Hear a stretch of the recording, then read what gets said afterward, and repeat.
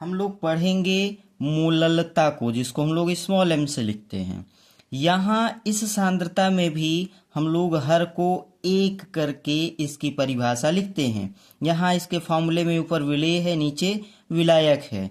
तो विलेय के मोल होंगे और विलायक का द्रव्यमान होगा, वो भी किलोग्राम में। तो अगर विलायक का द्रव्यमान हम लोग 1 किलोग्राम ले लें, अगर विलायक का द्रव्यमान 1 किलोग्राम ले लें, तो जो छोटा एम है वो छोटे एन के बराबर हो जाएगा। छोटा एन मतलब विलेय के मोल और छोटा एम मतलब विलयन की मोलरता। जो मोलरता है, नॉर्मलता है, ये सब विलयन की होती है, विलयन के लिए परिभाषित होती है, इसलिए विलयन की होगी, मोल्स होंगे विलेय के।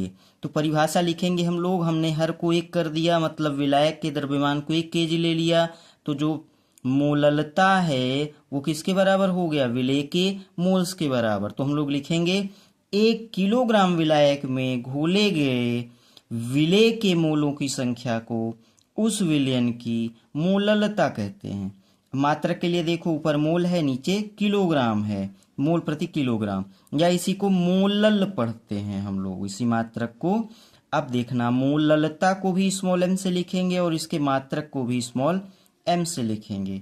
उदाहरण बताने के लिए, 2 मोलल विलयन का अर्थ ये है कि 1 किलोग्राम विलायक में विलेय के 2 मोल उपस्थित हैं।